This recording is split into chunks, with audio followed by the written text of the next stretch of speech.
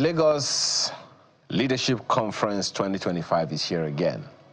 Now, you're wondering what this is all about. Please, the answers are right here in the panel of discussants joining us this morning. Mr. Shino Joseph is the Director General of the Organizing Committee. Thank you for joining us this morning. Thank you. And right beside him is Mr.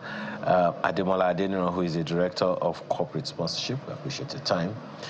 And to my right, I have, they say ladies first, and she is the Deputy Director General for Lashade Onanuga. Thank you so much for joining us. Thank you. And right beside her is Mr. Femi Amino, who is in charge of Publicity and Mobilization as Director. Thank you for joining us this morning. Thank you. Nice. For those who are looking at this for the first time, Mr. Joseph, what's this Lagos Leadership Conference about? And why Lagos? Thank you very much. Lagos Leadership Conference is an annual conference powered by Bombenebari Leadership Foundation. Okay, so basically, the whole life of Lagos leadership came from the realization that there's gap, leadership deficit in our nation and globally. So Bombenebari Leadership Foundation came up with that burning desire to fill that gap by organizing an annual conference called Lagos Leadership Conference that has been holding for the past 21 years. This year is the 21st edition, and it promised to be great. We are looking at the key gaps in leadership in our nation, and the theme for this year is leading with empathy. So we've looked at it all over the world, globally. The key element missing is ability to put yourself in the position of the led. Basically, we lead from our up high, what they call it, just leading on the fly, without feeling the pain, the agony, the challenges that the led face in this 21st century. So that is why we put in a power pack team as speakers. So we have a managing director from the bank in the person of Mrs. Bukola Smith, the managing director and the CEO of FSDH Merchant Bank. Then we have a retired and ex-director of Bank of Industry in the person of Pastor Simon Aranuno, who is under speaker. And then we have a very renowned Professor Larry Bali will be speaking there too. And then we have our own, the convener of Lagos Leadership, Pastor Charles Pandey, who also be one of our major speakers. So it's an annual conference that is apolitical and is focused on just filling the gap in leadership. Okay. Well, madam, let me come to you. So I saw a video, and you may have also seen that video, of someone who has been very forthright in talking about leadership. Because essentially what I sense from what Mr. Joseph has said now is that this is part of a leadership recruitment system for Nigeria. Yes. Samadiyemi was talking in that video, making the rounds, that on the day he came for an interview on Channels Television, we showed a video of children writing exams into the night using torch and lamps and all those things. And he's saying, look, we have already laid the foundation for what we're going to see in about 30 years from now. And that if that is what those children are seeing, then that's what they're going to produce in 20, 30 years. How do we avert that kind of outcome through this conference? Thank you very much. Exactly what you have mentioned, leadership with empathy. For it to be empathetic, you must put yourself in the position of the led. So, if you are leading the people, you are leading, for instance, Nigeria, you are leading Nigerians, both young and old. You must put yourself in their position that as they are trying to come up, are you giving them the best advice? What you would desire for yourself, you should also transmit it to others.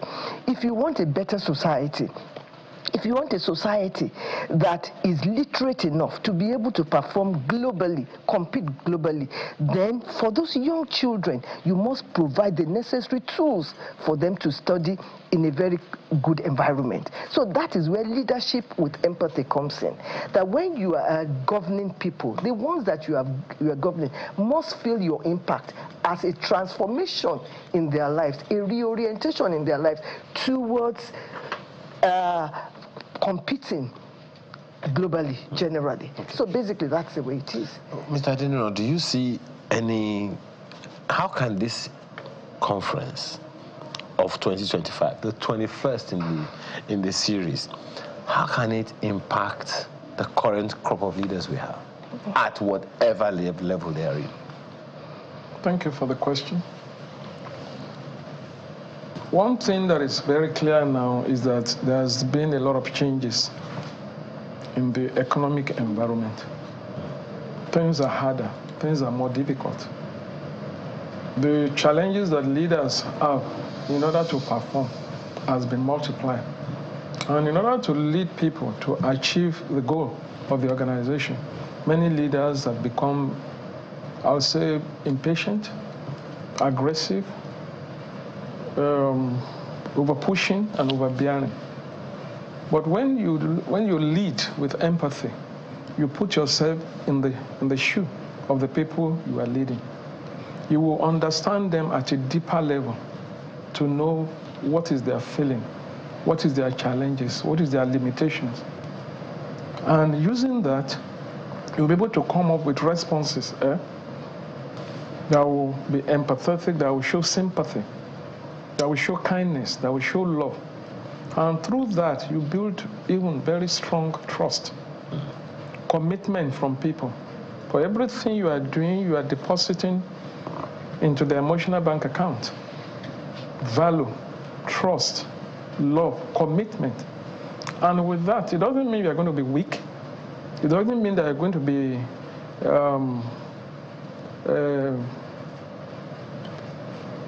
over-lenient in your approach.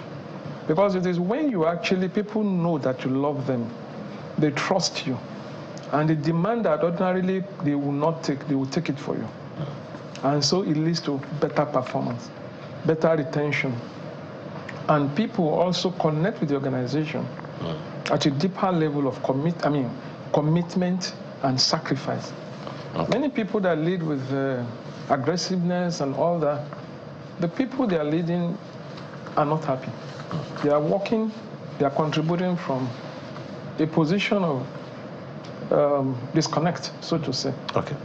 Well, Mr. Aminu, there are those who wonder whether most leaders in public life or private life, public service or even private organizations, whether they're actually prepared for leadership. Is this the question you think anyone can really answer, particularly in public service?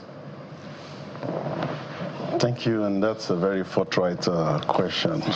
I'm sorry, I hope I am not putting you on the spot. No. It's very germane, because the truth about it is like, part of the reason for taking that topic is because in times like this, when there's so much anxiety, uncertainty, and things, people are not even clear or sure of the future.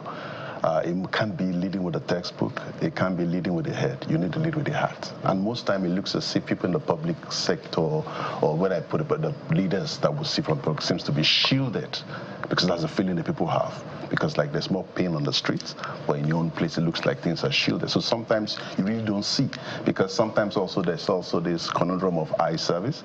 So people make you see what you want to see. So you don't really see the street. So you need to take that step, conscious step, to actually move out, step out of your comfort zone, to make actions to go to the street, go around, and see what is actually happening. So from what you said, it's actually true. But the reality is, like, we've also seen leaders also stepping up and actually taking steps to ensure that they can lead with their heart. And that's why, this is a topic that is very, very germane for us to see. You were asking the question, and it says, okay, maybe in terms of recruiting, because for us, the opportunity will be there to have maybe the youths, the younger generation, so that they can see things from a different plate. If I have a young person, like the example you painted of the person that read in that environment, that's what he knows. You can't give what you don't have. So if he went through that, by the time he grows to get to that level, he feels that should be the standard. And the key thing a leader must do is create the environment. So when we say the environment that is compassionate, environment driven by love, environment driven by consideration. Consideration sometimes, even if you've taken some decisions, will make you to look back and say, wow, did I do the right thing? Can you be humble? Can you be accountable? It's a tough thing to speak about, really, because sometimes you look at it and say, do you really have an example? But I need to also wait on the other side. Because in reality, leading with empathy could also strike something that means, like, for instance, when parents lead their children, a lot of times, especially teenagers and so, see those parents as wicked. But the truth is that leading with empathy is also because the parent is also considerate of the future. So sometimes there may also be some pain you will go through. The only thing is, like, if I can build that connection, that trust, like Mr. Daniel said, so that when that is there, you know that, look, whatever I'm doing for you, it might look tough now. It's actually to secure your future. But I believe strongly that's why this Lagos Leadership Program conference is what people need to attend physically or attend virtually, because there's actually so much to speak. And sometimes as we speak and this conversation goes on, it begins to create influence. When people that come physically are virtually affected, they transmit it to others, and it continues and it continues. If only we listened when we were being told that that life was not going to be that easy. And now we are telling them they're not listening. Anyway, we continue, Mr. Shea Joseph. He's just spoken about access, the avenues through which people can participate in this conference. Tell us about it. What you said, people can come physically and Yes. people can also come virtually. Okay, thank you very much. The conference is going to be holding on July 11th at Restoration Place, number 1, Restoration Drive, Lekki Ekpe Expressway. So you have to register to attend. It is free, absolutely free. Okay. But you have to register. And the registration is done on our website, www.llconference.com/register. So you can register there. And when you register, you'll be given your registration number. So all that you need to come, just come, tell us your name.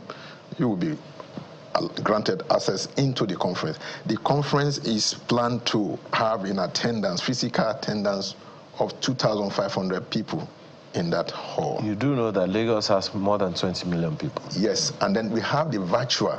So if you can, because it's Friday, it's a work day, and we know annually we have it in that direction, and people have been participating. Okay. It's been on the increase on a yearly basis. So we have both physical and virtual access to the platform.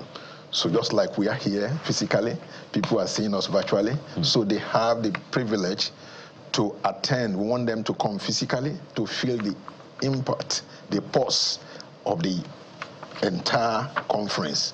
When people are watching virtually, there will be distraction. There will be all manners of things. But we want people to come physically. People that can't make it due to work or any other thing, they can register and attend virtually. They'll be given the link to join virtually. So the llconference.com/reg/register. Yes. That's how they register. Yes. But madam, let's call out as many, particularly young women and other young people. Why must they attend this conference? Thank you very much.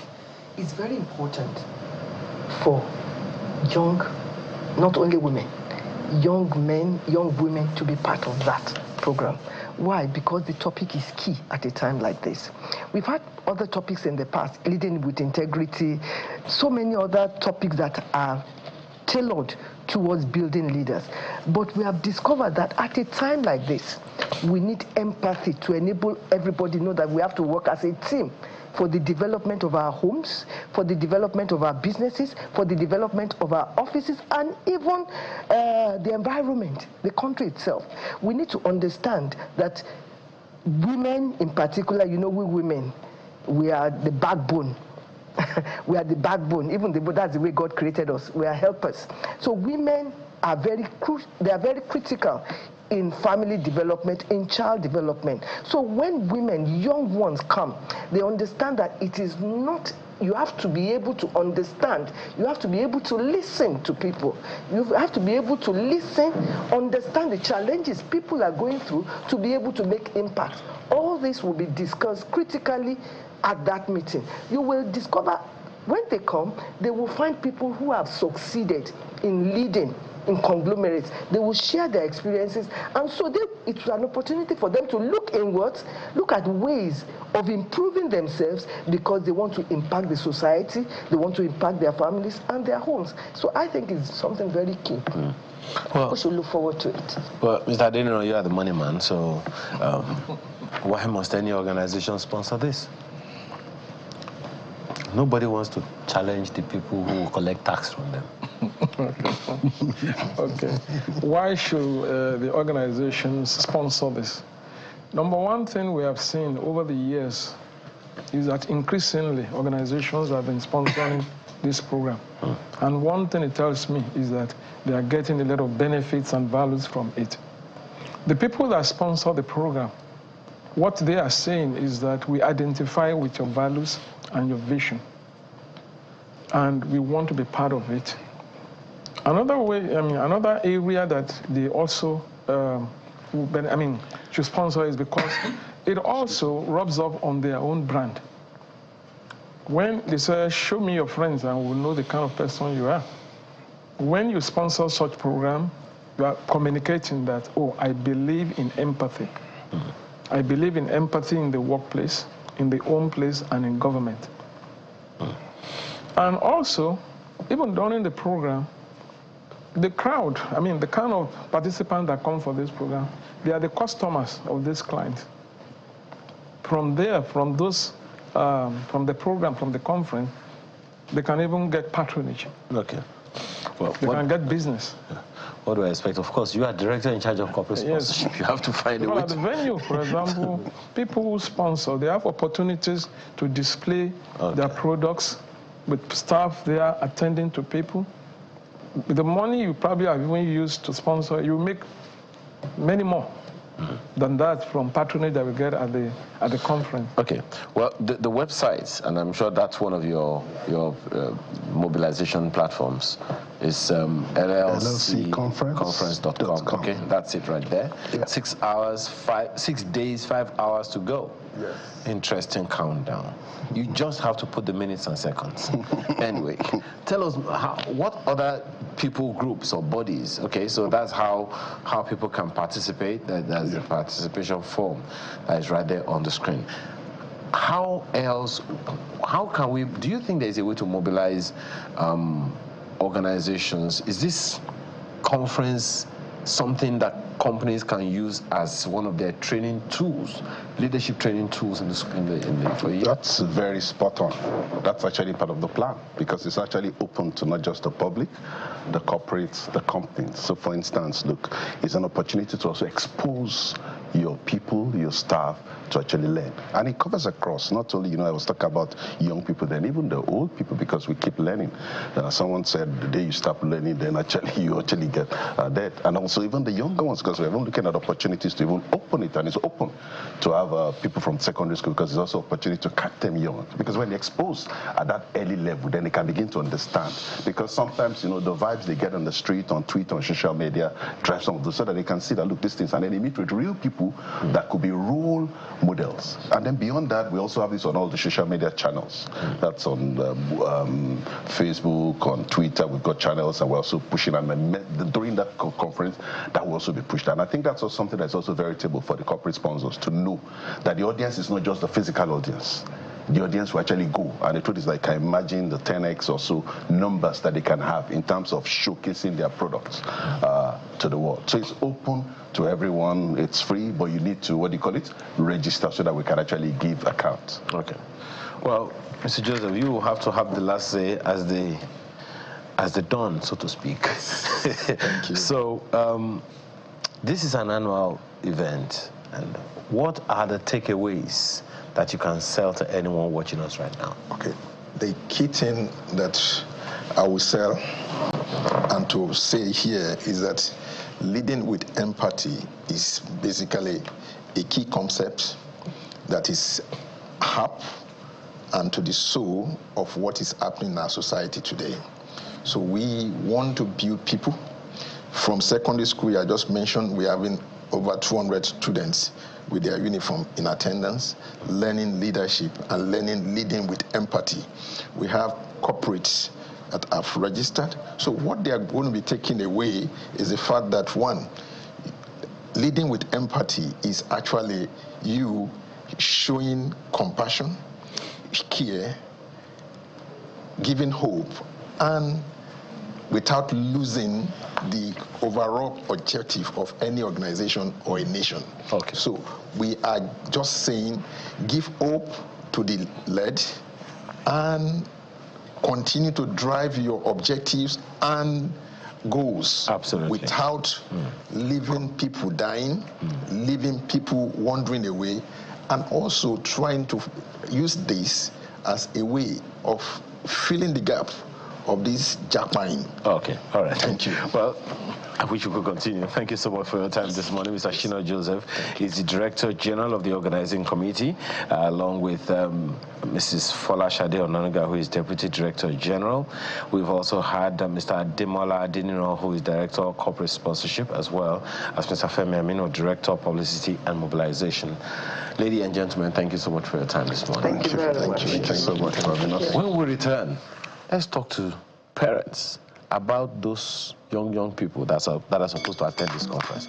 That's after we return.